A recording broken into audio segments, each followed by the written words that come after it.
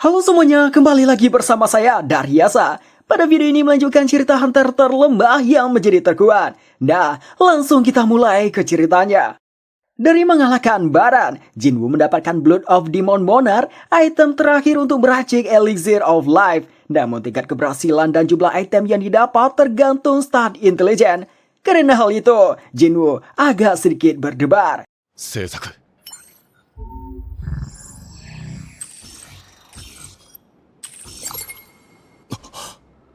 Jinwoo berhasil membuat Elixir of Life. Jumlah yang dia dapat ada 6. Meski deskripsinya bisa menyembuhkan segala macam penyakit, Jinwoo masih ragu apakah ini bisa menyembuhkan ibunya. Iron membawa mayat Wyvern untuk Jinwoo. Jinwoo memuji Iron yang tumben cerdas begini. Lalu Jinwoo membangkitkan si Wyvern yang mana dia bukan iblis. 起きろ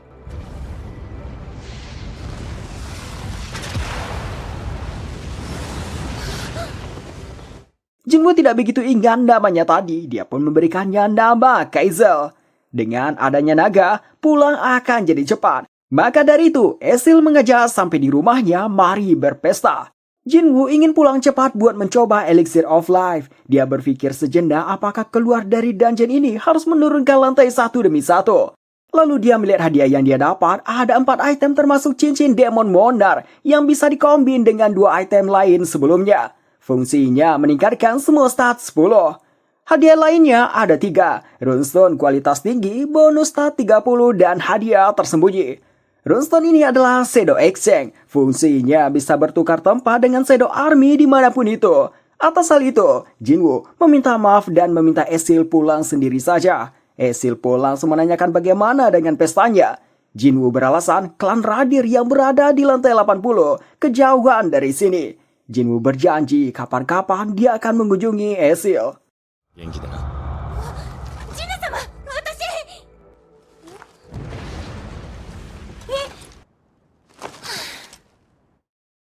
Jinwoo bertukar tempat dengan salah satu shadow yang lagi patroli di area sekitar kediamannya. Skill Shadow Exchange ini ada cooldownnya 3 jam. Jinwoo kemudian langsung menuju rumah sakit dengan mengendarai Kaizel. Berpindah ke asosiasi Hunter, Gugunhui dan Jinchul membicarakan lagi mengenai strategi raid ke Pulau Jeju, di mana memakai mana para Hunter untuk mengalihkan semut. Setelah itu, memutus telepati mereka dengan sinyal pengacau. Lalu unit yang lain akan menyelinap ke sarang yang sedikit menjaganya dan membunuh sang ratu semut. Gunui kemudian menanyakan apakah sudah ada kabar keberadaan Jinwoo. Jinchul belum menemukannya. Di sebuah kedai pinggir jalan, Yunho bertemu rekannya dulu, seorang hunter healer rank S Min Byunggo. Namun dia telah pensiun dari dunia hunter tanpa mengalami cedera. Byunggo menanyakan apakah Yunho tetap mau pergi setelah apa yang terjadi pada Eunso di Pulau Jeju. Eunso adalah rekan Yunho dan Byunggo yang tewas saat raid Pulau Jeju sebelumnya. Yunho mengatakan dia akan tetap pergi. Jika semuanya terus dibiarkan, negara ini bisa hancur sama seperti Pulau Jeju. Byunggo berpikir Yunho kesini datang untuk membujuknya ikut. Jadi Byunggo langsung mengatakan tidak akan pergi apapun yang terjadi. Di luar dugaan, Yunho tidak mengharapkan hal itu. Tujuannya kesini hanya untuk menyapa Byunggo. Soalnya mungkin tidak akan bisa bertemu lagi. Byunggo terdiam sesaat mendengarnya. Byunggo menceritakan dia mau mengambil ujian PNS menjadi guru sejarah. Soalnya tempat yang berhubungan dengan darah bukanlah tempatnya. Makanya ingin menjadi PNS. Yunho menghormati keputusan Byunggo ini. Sementara itu Jinwoo telah sampai di tempat ibunya. Jinwoo melihat bekas luka bakar di leher ibunya. Ini mengingatkannya pada masa lalu. Saat itu, dia ingin membantu ibunya membasuh rambut dengan air panas. Namun tangannya tergelincir sehingga air panas itu mengenai leher ibunya. Ibunya tampak menahan sakitnya. Jinwoo merasa bersalah, dia sampai menangis. Melihat itu ibunya langsung memeluknya, tidak menyalahkan Jinwoo sedikit pun.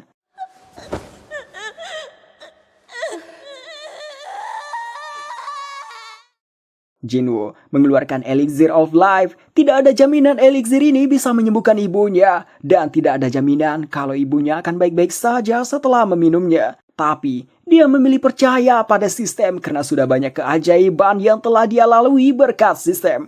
Bahkan rank E seperti dirinya bisa sampai sejauh ini. Tangan Jinwoo sampai gemetar saat hendak membantu meminumkannya. Dia pun menguatkan dirinya dan akhirnya menuangkannya. Setelah selesai, Jinwoo membaringkan kembali ibunya. Beberapa saat setelah itu, luka bakar di leher ibunya sembuh, kerutan di wajahnya hilang, serta tidak pucat lagi.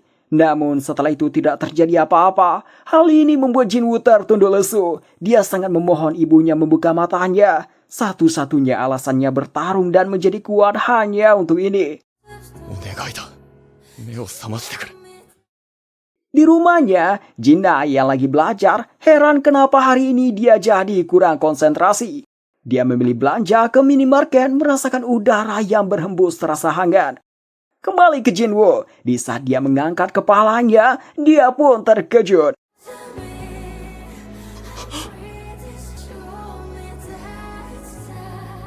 Ibunya langsung mengenali Jinwoo dengan wajah yang hangat menanyakan sudah berapa lama dirinya tidur.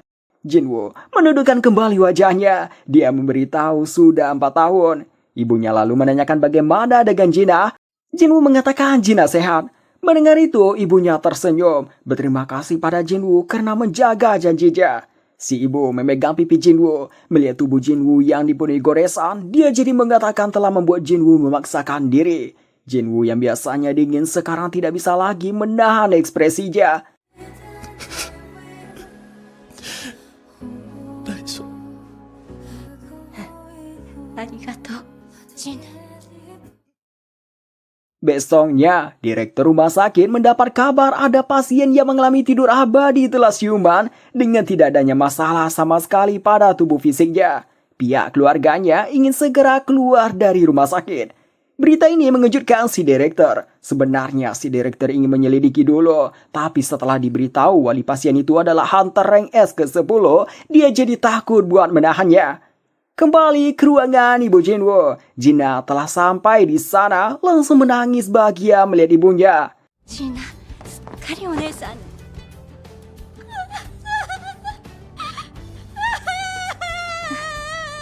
Jinwoo merasakan usahanya tidak sia-sia. Hadiah yang sesungguhnya berhasil dia dapatkan.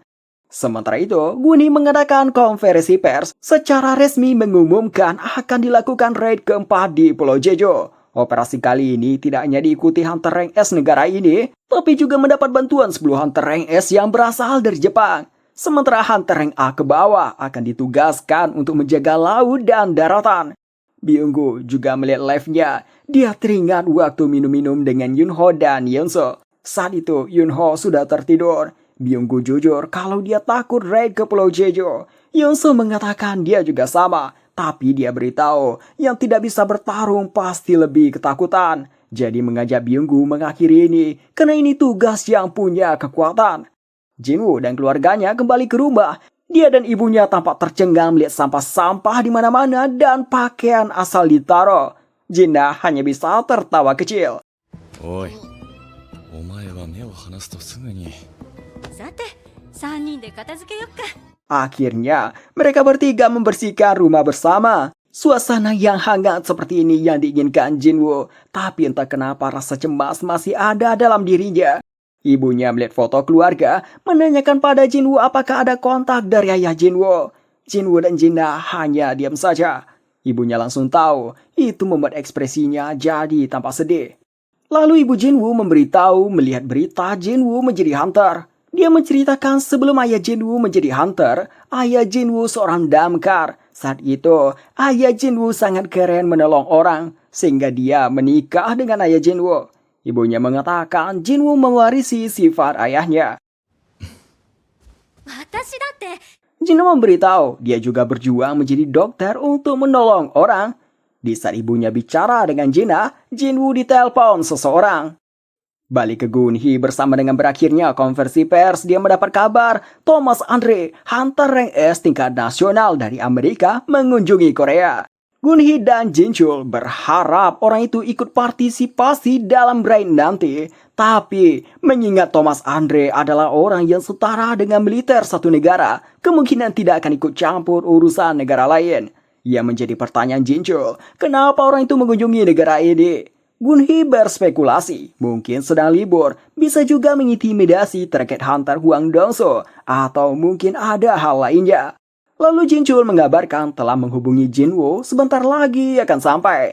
Singkat cerita, Jinwoo bertemu Gunhee. Gunhee menceritakan mengenai raid Pulau Jeju yang akan dilakukan 4 hari lagi. Gunhee mengatakan raid ini adalah tujuan lama kami, untuk itu meminta Jinwoo untuk membantu. Jinwoo berpikir sejenak, dia merasa raid ini ajang untuk naik level. Sayang jika dilewatkan. Tapi itu pikirannya yang dulu. Sekarang dia ingin menghabiskan waktu bersama keluarganya. Ketika mau mengatakannya, dia merasakan energi sihir yang kuat. 魔力の波長。さすがです。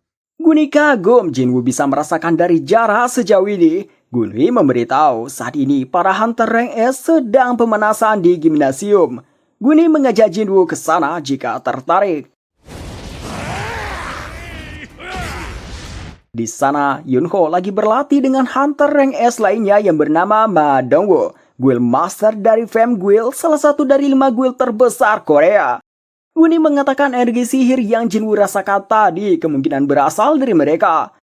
Dalam latih tanding ini, Yunho terlihat didorong mundur. Choi Jong-in datang mengatakan jika Bae Yunho serius, Ma Dongwoo tidak akan bisa menang. Bae Yunho tidak bisa memakai kekuatan penuh di depan manusia, karena saat bertarung serius, dia akan berubah menjadi monster.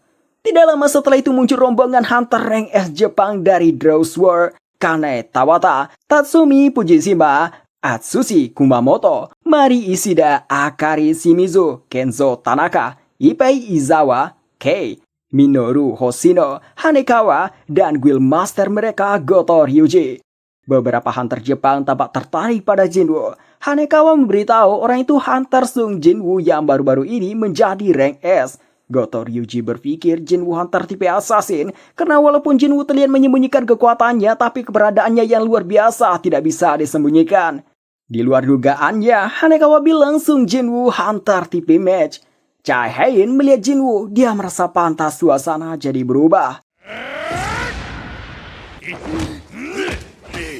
Melihat pertarungan Dongwoo dan Yunho, Hanekawa jadi meremehkan hunter top negara ini. Dia yang telah sering melihat Goto bertarung jadi merasa hunter rank S Korea tidak tampak seperti rank S. Goto tidak merasa begitu. Dia melihat kecahayaan, mengatakan setidaknya ada satu hunter yang berguna. Perkataan meremehkan Hanekawa itu terdengar oleh Park Jung-soo, hunter rank A, guild master dari Night Guild, salah satu dari 5 guild terbesar Korea. Jung-soo mengerti bahasa Jepang, jadi dia paham apa yang dibicarakan Hanekawa. Hanekawa tidak mengenal siapa Jung-soo. Walaupun diberitahu oleh bawahan Jung-soo, Hanekawa tetap tidak mengenalnya, sehingga bawahan Jung-soo kesal dengan mulut Hanekawa yang tajam. Pertikaian ini dihentikan sama Hein dan Lim Taegyu. Mereka meminta Night Guild untuk jangan cari masalah. Jung-soo memberitahu orang itu menyebut kita lembah. Lim Taegyu tidak mempermasalahkannya, dia meminta berhenti saja. Goto menggunakan situasi ini untuk mengajak tanding persahabatan khusus rank S. Gunhee dan yang lain ke bawah. Gunhee menyetujui ajakan Goto, tapi meminta hunter tipe match dan non-petarung tidak ikut disertakan karena akan susah dinilai kemampuannya. Yunho mengajukan aturan di mana yang dianggap menang jika bisa memegang pergelangan tangan lawan, atau menyentuh punggung lawan, atau membuat lawan tumbang. Dan pertandingan bukan 1 lawan 1, melainkan pertandingan grup. Goto menyetujui usulan itu. Pertandingan 4 lawan 4 dari Korea ada Chae-in, Bae Yunho, Lim Taegyu, dan Ma Dongwoo. Sedangkan dari Draw Sword, Kane Tawata, Atsushi Kumamoto, Minoru Hoshino, dan Kenzo Tanaka. 始めましょう。 Ma Dongwoo langsung menggunakan kemampuannya yang bisa berubah menjadi raksasa. Kenzo senang dengan duel adu kekuatan, dia memilih melawan Dongwoo. Kumamoto mengambil tempat ke sisi kiri. Yunho langsung mengikutinya. Ma Dongwoo mendekati Kenzo, memulai pertarungan. どっちが強いか。 Di sisi lain, Taegyu menjaga jarak dari Hoshino karena dia petarung jarak jauh. Namun pergerakan Hoshino terlalu cepat buatnya.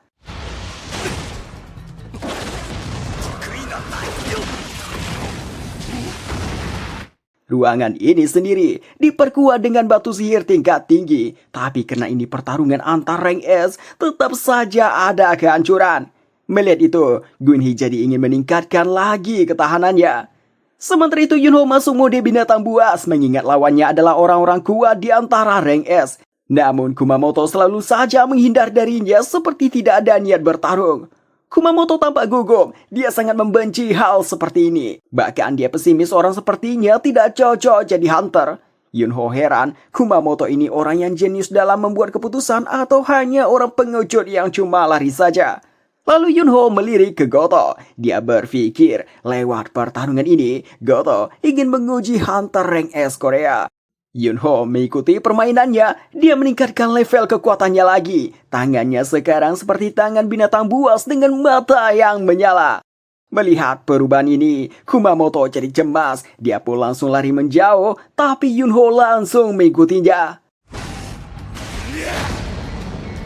Melihat pertarungan antar rank S ini, Jungsu sadar dia bukan tandingan mereka.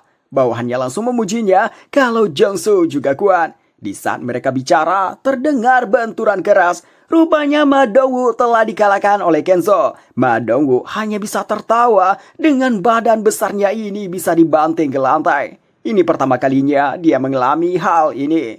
Di sisi lain, Lim Tengyu juga dikalahkan oleh Hoshino. Yunho masih terus mengejar Kumamoto yang lari-lari terus sampai akhirnya dia berhenti karena Kenzo dan Hoshino menghadangnya. Dengan mereka berdua yang menghadangnya duluan, Yunho sadar dia dianggap lebih lemah dari Chaein. Chaein sekarang mendominasi. Serangannya seperti sedang menari sesuai julukannya Putri Penari. Kanae sulit menebak arah serangan Hein sampai akhirnya dia kalah.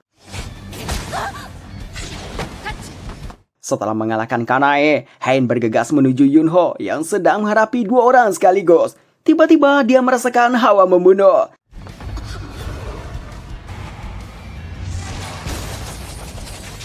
Tanpa sengaja, Hein refleks menyerangnya. Hein merasa bersalah telah menyerang berlebihan. Orang dari Draw Sword terkejut dengan serangan Hein. Hanya dalam sekejap bisa melakukan banyak pukulan seperti Gatling Gun. Darah terlihat dari masker Kumamoto. Matanya menjadi merah seperti orang yang begitu marah. Temannya merasa ini gawat. Soalnya ketika Kumamoto marah, kepribadiannya berubah 180 derajat dan tidak bisa berpikir jernih lagi. Bisa saja dia akan melakukan serangan fatal, bahkan teman sendiri akan dia serang. Menurut perkataan mereka, Kumamoto dalam mode ini bisa menyelesaikan Get Rank B seorang diri.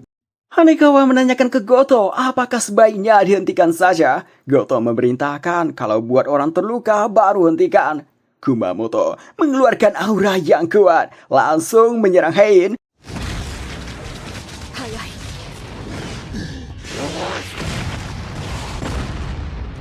Serangan yang hampir mengenai Hein dihentikan sama Jinwoo karena Jinwoo merasakan niat membunuh yang kuat dari serangan Kumamoto. Kumamoto kesal diganggu begini, dia pun menyerang Jinwoo.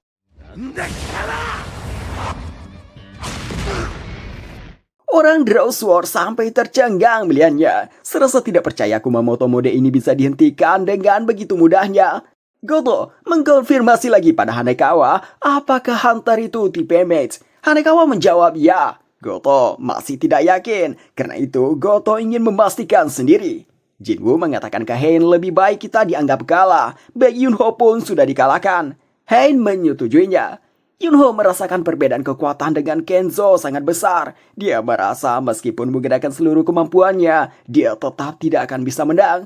Hanekawa mendatangi Jinwoo, menyampaikan pesan Goto yang ingin berduel. Jinwoo dapat melihat aura kuat yang keluar dari tubuh Goto. Jinwoo sadar Goto ingin menilai kemampuannya. Jinwoo tersenyum, dianggap ini bagus juga untuk tes kemampuannya setelah menyelesaikan Dungeon Demon Castle. Goto terkejut melihat Jinwoo tersenyum di depannya.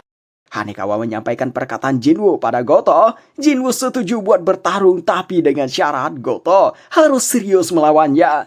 Hal ini membuat Goto agak kesal mendengarnya. Tapi di sisi lain, dia merasa ini menarik. Berpindah ke rumah Li Jui. Li Jui telah menetapkan hatinya. Dia berencana ikut membantu sebagai tim penjaga daratan pada Raid Pulau Jeju keempat. Kembali ke gimnasium Asosiasi Hunter. Baru mengajak mulai, Jinwoo langsung diserang. それでは始めろ。おいおい言い切ってないぞ。Melihat pergerakan Jinwoo ini, Goto sangat tidak yakin Jinwoo adalah hunter tipe mage, apalagi gerakan Jinwoo tidak bersuara. Goto jadi ingin membongkar seluruh rahasia yang Jinwoo sembunyikan. Goto memulai serangan kembali.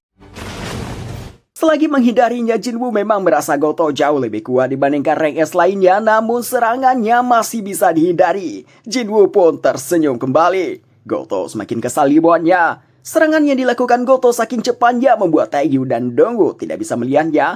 Mereka kagum dengan Jinwoo yang bisa menghindarinya. Hen sadar Jinwoo tidak hanya menghindarinya saja, tapi juga menantang untuk menyerangnya lebih banyak. Goto kesal Jinwoo terus-terusan menghindar. Dia berubah pikiran, sekarang ingin membunuh Jinwoo.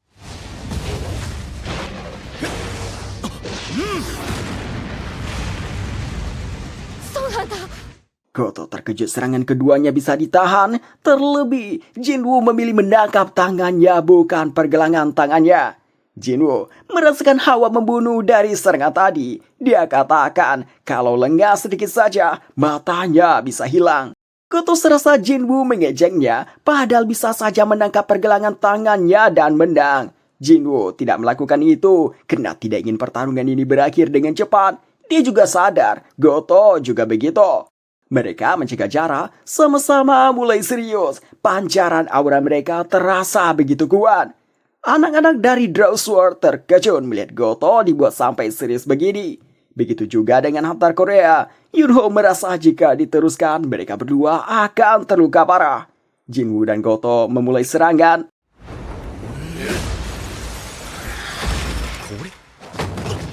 Song Hunter. Otosan. Pertarungan mereka terpaksa dihentikan sama yang lain mengingat dampaknya. Sebenarnya, setelah duel tadi Goto jadi pucat karena hawa mengerikan yang dipancarkan Jinwoo tadi. Setelah pertarungannya dengan Goto, sekarang Jinwoo tahu level kemampuan semua orang di sini. Jinwoo menyusupkan Shadow Army-nya pada Yunho, Hein, Goto, Gui, dan Jong-in. Tidak ada satupun dari mereka yang merasakan, termasuk itu Goto Ryuji. Dalam perjalanan kembali, Goto menghubungi wakil Guild Master Draw Sword Reiji Sugimoto. Goto memberitahu ada hunter berbakat di Korea namanya Sung Jinwoo. Reiji mengatakan ini aneh, nama yang disebutkan tidak ada dalam daftar partisipasi raid Pulau Jeju keempat. Nani? Baik itu Yunho maupun Choi Jong-in sudah bertekad raid kali ini harus dimenangkan. Jinwoo kembali ke rumah langsung disambut makan malam oleh ibunya. おかえりなさい、ジヌ。夕飯できてるわよ。ただいま。 Jinwoo menganggap ibunya butuh dirinya setelah tidur panjang. Karena itu Jinwoo memilih tidak ikut raid ke Pulau Jeju. Berpindah ke Pulau Jeju, di sarang monster semut, para semutnya sekarang saling memangsa satu sama lain karena makanan di pulau ini telah habis. Sang Ratu Semut tidak mau membiarkan begini. Dia berencana menginvasi pulau lainnya. Di antara banyaknya telurnya, ada satu telur yang dia siapkan menjadi tentara terhebatnya untuk memimpin kerajaan ini. Telur itu akhirnya menetas.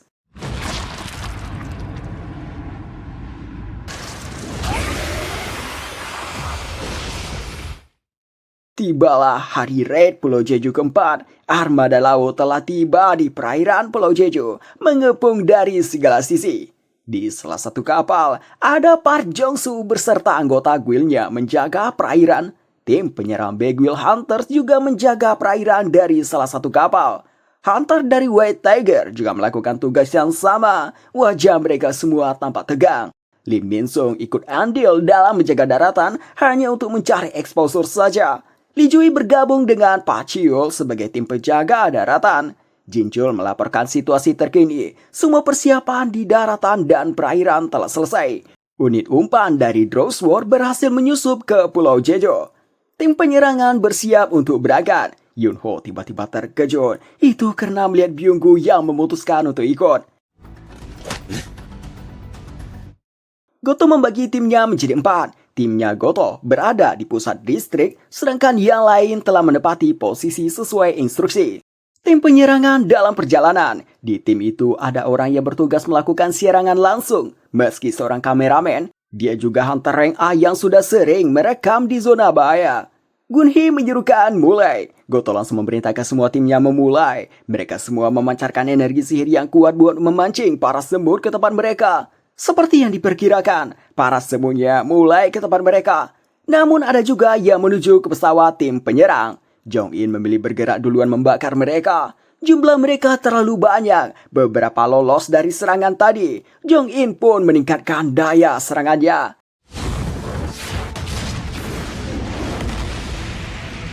Kemudian tim penyerangan turun menuju sarang semut. Setelah semutnya meninggalkan sarang, sinyal pengacau diaktifkan. Kini, para semut tidak bisa menerima sinyal meminta bantuan dari Ratu. Tim Drowsword begitu mudah mengelakkan para semut. Kenzo malah seperti bersenang-senang menghadapi para semut. Shimizu dengan sombongnya mengatakan kita akan lebih cepat melenyapkan semua semutnya ketimbang ratunya dikalahkan. Tim penyerangan telah sampai di sarang semut. Choi Jong-il langsung menutup pintu masuk dengan sihir apinya. Di dalam sarangnya terdapat banyak terowongan. Tidak tahu jalan kemana menuju Ratu. Jong-in menemukan ide. Tembakan api tadi untuk menemukan terowongan terdalam. Inilah yang terdalam. Diyakini tempat Ratu semutnya. Sementara itu, Jinwoo menyelesaikan quest harian. Saat ini tidak ada orang yang terlihat, orang biasa semuanya tidak keluar, sementara para hunter membantu berjaga. Jinwoo merasa dengan hunter rank S yang kuat-kuat ini, raid bisa diselesaikan dengan mudah. Tim penyerang membasmi seluruh semut dalam perjalanan. Mereka sampai di tempat yang berisikan banyak telur. Di antaranya ada telur yang jauh lebih besar yang sudah pecah. Byung-gu merasakan perasaan yang tidak enak dari ini. Yunho mengerti kenapa Byung-gu sampai bereaksi begitu. Kenzo mendapat luka di bahunya. Shimizu seorang healer, dia menggoda kalau penyembuhannya tidak gratis. Kenzo menyuruh berhenti main-main. Lalu kelompok semut berikutnya muncul. Karena tidak punya waktu yang banyak, Kenzo mengalah menanyakan Shimizu mau apa. Namun di saat dia melirik ke Shimizu, terjadi hal yang mengejutkan. 何が欲しい